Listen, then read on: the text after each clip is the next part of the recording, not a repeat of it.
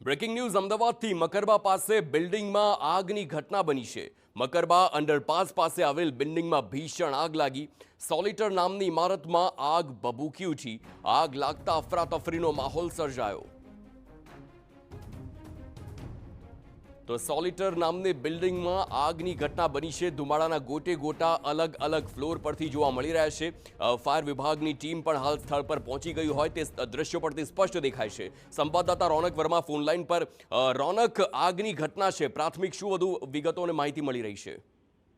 બિલકુલથી અમદાવાદના SG highway ઉપર મકરબા પાસે આવેલી સોલિટર નામની એક બિલ્ડિંગમાં આગ લાગવાની ઘટના છે તે અત્યારે સામે આવી રહી છે। પ્રાથમિક માહિતી અનુસાર 10 થી વધુ ફાયર વિભાગની ગાડીઓ છે તે હાલ ઘટના સ્થળ પર પહોંચીને આગ ઉપર કાબુ મેળવવાનો પ્રયાસ છે તે કરવામાં આવી રહ્યો છે। ખાસ કરીને હાઈરાઇઝ બિલ્ડિંગ છે એટલે કે તમામ જે લોકો છે તે અહીંયા કામ કરતા હોય છે અથવા તો પછી અંદર હાલ કોણ છે તેની પણ એક પ્રાથમિક તપાસ છે તે કરવામાં આવી રહી છે। તકેદારીના ભાગરૂપે એમ્બ્યુલન્સ સહિતની જે ગાડીઓ છે તેને હાલ લગાવી દેવામાં આવી છે, સ્ટેન્ડ બાય કરવામાં આવી છે।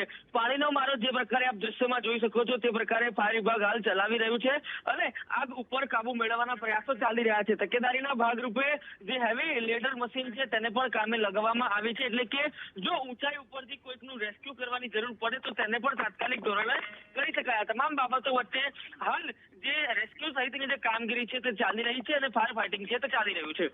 રોનક, કેટલા ફ્લોર સુધી આગ પહોંચી છે તેને લઈને વધુ શું વિગતો મળી રહી છે? રેસ્ક્યુની કામગીરી પણ ચોક્કસથી ચાલતી હશે, પરંતુ જે પ્રમાણેના દ્રશ્યો છે લાગી રહ્યું છે કે ઉપરના પણ ફ્લોર્સ હોય ત્યાં આગ પ્રસરી છે અને બીજી બાજુ શું એસીના કોમ્પ્રેસરમાં બ્લાસ્ટના કારણે આવી ઘટના બની છે? શું મળી રહી છે વિગતો? જો હાર્દિક, આજે આગની ઘટના છે તે તાજેતરમાં જ બનેલી છે એટલે કે વધુ વિગતો મેળવવાનો આપણે પણ પ્રયાસ કરી રહ્યા છે। ફાયર વિભાગ સાથે સતત સંપર્ક છે તે કરી રહ્યા છે, પરંતુ જે પ્રકારે પ્રાથમિક વિગતો મળી રહી છે તે પ્રાથમિક વિગતો મુજબ બીજા અને ત્રીજા માળ ઉપર જે આગ લાગવાની ઘટના છે તે બની હતી અને આ આગ છે તે લગભગ 2 થી 3 માળ સુધી ફેલાઈ હતી। હાલ ફાયર વિભાગ જે છે તે હેવી જે પંપનો ઉપયોગ કરીને જે પાણીનો મારો છે તે ચલાવી રહી છે। જે પ્રકારે જોવા મળી રહ્યું છે તે ખૂબ જ સ્મોક વેન્ટિલેશન છે તે હાલ ચાલી રહ્યું છે। કાચના ટુકડાઓ છે, કાચ તોડીને હાલ ફાયર વિભાગ કામગીરી છે તે કરી રહ્યું છે અને જે આગ ઉપર કાબુ મેળવવાનો પ્રયાસ છે તે ચાલી રહ્યા છે।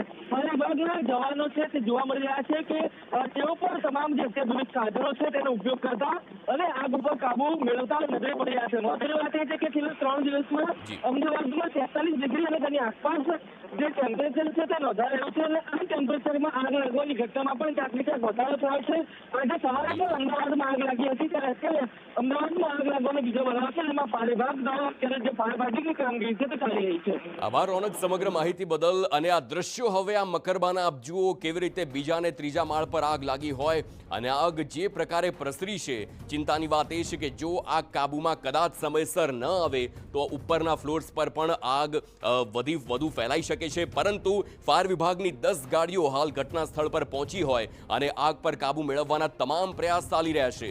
રેસ્ક્યુ ઓપરેશન પણ ચાલી રહ્યું છે, પરંતુ જે વધુ વિગતો છે તે ઘટના સ્થળ પરથી થોડા સમયમાં આવતી રહેશે, કારણ કે હાલ આ પ્રાથમિક માહિતી છે, આ લેટેસ્ટ બ્રેકિંગ ન્યૂઝ છે અને જે દ્રશ્યો જે સામે આવી રહ્યા છે તે સ્થાનિકે જ હાલ ત્યાંથી પોતાના મોબાઈલ કેમેરામાં કેદ કર્યા હોય તે સ્પષ્ટ જોવા મળી રહ્યું છે। એટલે આવનારા સમયમાં વધુ અપડેટ્સ આવશે, પરંતુ આ ફાયર વિભાગના દ્રશ્યો આપને ટીવી સ્ક્રીન પર હવે જુઓ। TV9ની ટીમ ત્યાં પહોંચીને ત્યારબાદ કયા પ્રકારે આગ પર કાબુ મેળવવાની આખી જે તૈયારી ચાલી રહી છે તેના સ્પષ્ટ દ્રશ્યો આપને ટીવી સ્ક્રીન પર અહીં જોવા મળી રહ્યા છે। અને જે હાલ લેટેસ્ટ દ્રશ્યો સામે આવ્યા તેમાં જોવા મળી રહ્યું છે કે હાલ આગ પર કાબુ મેળવવામાં ક્યાંક ને ક્યાંક સફળતા મળી હોય, પરંતુ સવાલો અનેક થઈ રહ્યા છે। કેટલા લોકોનું રેસ્ક્યુ કરવામાં આવ્યું, આખરે આગ કેવી રીતે લાગી છે, તેવા અનેક પ્રશ્નો છે જેનો જવાબ આવનારા સમયમાં જોવા મળશે। પરંતુ સૌથી મોટી વાત એ છે કે જ્યારે ઉનાળો આવે છે, જ્યારે ટેમ્પરેચર 40 ક્રોસ કરીને 45 કે 46, 48 સુધી જતું હોય ત્યારે આગની ઘટનાઓ વધે છે। બિલ્ડિંગમાં આગ લાગી હતી, રહેણાંક ઇમારત હતી, ત્યારબાદ હવે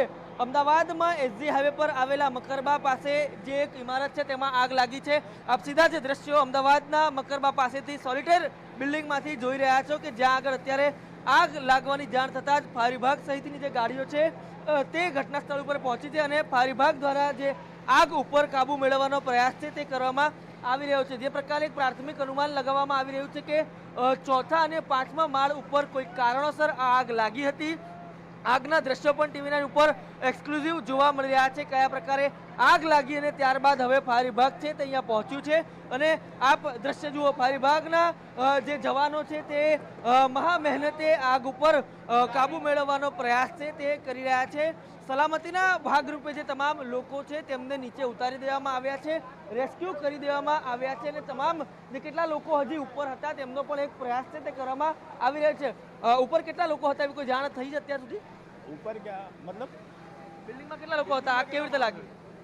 आग तो अंदर ऑफिस में एसी में से लगी, एसी में से ऑफिस एसी में से वो अंदर एसी लगा है ना, तो ऑफिस के अंदर से तो ऑफिस वाले सब निकल आए बाहर, कुछ ऊपर टेरिस में चले गए. हाँ सब ऊपर चले गए, उधर से ये बी ब्लॉक से निकाल लिया गया. અચ્છા, અભી ઉપર કોઈ નહીં? हाँ अभी ऊपर कोई नहीं है, ऑफिस के अंदर कोई नहीं है, बाकी ऊपर सब टेरिस में चढ़ा हुआ है. અચ્છા, સ્વાભાવિક રીતે જ્યારે આગ લાગી ત્યારે તમામ લોકોને ધાબા પર ખસેડી દેવામાં આવ્યા હતા અને કનેક્ટિંગ જે બીજા લોકો હતા તેમના બીજા ફ્લેટ દ્વારા નીચે ઉતારી દેવામાં આવ્યા છે. કેટલાક બીજા લોકો સાથે પણ વાત કરવાનો ટ્રાય કરીશું. તમે અહીંયા જ હતા જ્યારે આગ લાગી ત્યારે શું એક્ઝેક્ટ ઘટના હતી? बात तो आया तो देखा काफ़ी मोमेंटो की तरह धुआं हो रहा था, गाड़ी ऑन टाइम पे आ गई गाड़ी और सही टाइम पे सब नॉर्मल कर दिया. अभी किसी सभी लोगों का फेस नॉर्मल है, कोई अंदर फंसा नहीं है, सब निकल गए. यहाँ पर स्प्लिट एसी में शॉर्ट सर्किट के कारण हुआ है. શોર્ટ સર્કિટ અને 306 बी ब्लॉक उसके ऑफिस मतलब एसी के अंदर से आग लगी है. धीरे धीरे करके जब धुआं आया तब समझ में आया. ऑफिस 100 नंबરની ઓફિસ છે ને એમાં બી બ્લોકમાં એમાં એસીમાં બ્લાસ્ટ આગ લાગી છે. કે એસીમાં બ્લાસ્ટ થવાને કારણે જે આ ઘટના છે તે થવાનું અહીંયા સ્થાનિકો છે તે કહી રહ્યા છે. સ્વાભાવિક રીતે ગઈકાલ સાંજથી જ જે ગરમી પડી રહી છે તેના કારણે વીજ વપરાશમાં ખૂબ જ વધારો થયો છે. તમામ વીજ કંપનીઓ છે તે ગઈકાલ સાંજથી જ કહી રહી છે કે એસીનો ઉપયોગ કરો તો કેવી રીતે કરવો, ઓવરલોડિંગ ન થાય તેનું ધ્યાન રાખવું. પરંતુ આ તમામ બાબતો વચ્ચે અત્યારે આપ જે દ્રશ્ય જોઈ રહ્યા છો અમદાવાદમાંથી, કે જ્યાં અમદાવાદમાં આજના દિવસમાં આગ લાગવાની આ બીજી ઘટના અને તેમાં પણ સદનસીબે અત્યારે કોઈ પણ જાનહાનિ થઈ નથી. જેટલા તમામ લોકો ઓફિસોમાં હતા તે તમામને હટાવી લેવામાં આવ્યા છે અને ફાયર વિભાગના જવાનો અત્યારે આગ પર કાબુ મેળવવાનો પ્રયાસ છે તે કરી રહ્યા છે. આભાર રોનક, સમગ્ર માહિતી બદલને. જ્યારે આપ પણ ઘટના સ્થળ પર છો તો આપ પણ ખુદનું ધ્યાન રાખો, આપને કોઈ ઈજા ના થાય. તો આ છે જાંબાઝ ફાયર વિભાગના જવાનોની સાથે જાંબાઝ અમારા ટીવી નાઇનના રિપોર્ટર રોનક વર્મા કે જે ઘટના સ્થળ પર પહોંચ્યા, આગ લાગી તે સ્થળ પર પહોંચ્યા અને પળે પળની અપડેટ તે આપના સુધી પહોંચાડી રહ્યા છે. હાલ આગ પર કાબુ મેળવવાના પ્રયાસો તમામ ચાલી રહ્યા છે અને જે પ્રકારના લાઈવ સીધા દ્રશ્યો જોવા મળી રહ્યા છે, આગ પર જલ્દી કાબુ મેળવાય તેવી શક્યતા. કારણ કે હાલ જે લેટેસ્ટ દ્રશ્યો સામે આવ્યા તે દ્રશ્યોમાં આગ ક્યાંક ને ક્યાંક કાબુમાં આવી હોય તેવું હાલ પ્રાથમિક અનુમાન છે.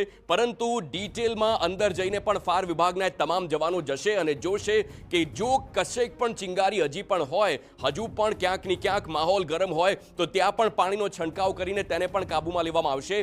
સ્થાનિકોના જણાવ્યા પ્રમાણે કોમ્પ્રેસરમાં ક્યાંક ને ક્યાંક તે શોર્ટ સર્કિટ થયો હોય એસીના કોમ્પ્રેસરમાં અને તેના કારણે આગ લાગી હોય તે પ્રકારનું હાલ સ્થાનિકો જણાવી રહ્યા છે.